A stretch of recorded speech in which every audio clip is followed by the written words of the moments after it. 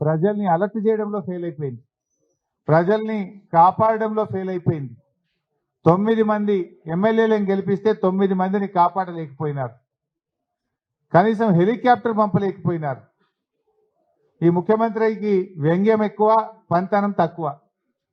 ఎక్కడ చూడు వ్యంగ్యమే ఆయనకు. ఇప్పుడు పాలనపై పట్టు కోల్పోయి రేవంత్ రెడ్డి చీటికి మాటికి ప్రతిపక్షాల మీద బురద వెళ్తా ఉన్నాడు. ఇది నీ పరిపాలన వైఫల్యం. వాతావరణ శాఖ హెచ్చరించినా నువ్వు మేల్కొనలేదు.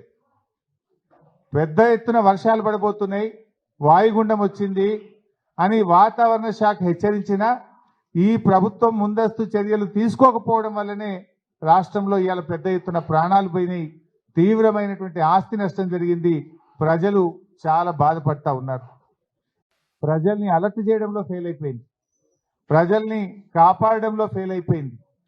9 మంది ఎమ్మెల్యేలను గెలిపిస్తే 9 మందిని కాపాడలేకపోయినారు. కనీసం హెలికాప్టర్ పంపలేకపోయినారు. ఈ ముఖ్యమంత్రికి వ్యంగ్యం ఎక్కువ, పంతనం తక్కువ. ఎక్కడ చూడు వ్యంగ్యమే ఆయనకు. ఇప్పుడు పాలనపై పట్టు కోల్పోయి రేవంత్ రెడ్డి చీటికి మాటికి ప్రతిపక్షాల మీద బురద వెళ్తా ఉన్నాడు. ఇది నీ పరిపాలన వైఫల్యం. వాతావరణ శాఖ హెచ్చరించినా నువ్వు మేల్కొనలేదు. పెద్ద ఎత్తున వర్షాలు పడబోతున్నాయి, వాయుగుండం వచ్చింది అని వాతావరణ శాఖ హెచ్చరించినా ఈ ప్రభుత్వం ముందస్తు చర్యలు తీసుకోకపోవడం వల్లనే రాష్ట్రంలో ఇవాళ పెద్ద ఎత్తున ప్రాణాలు పోయినాయి, తీవ్రమైనటువంటి ఆస్తి నష్టం జరిగింది. ప్రజలు చాలా బాధపడతా ఉన్నారు.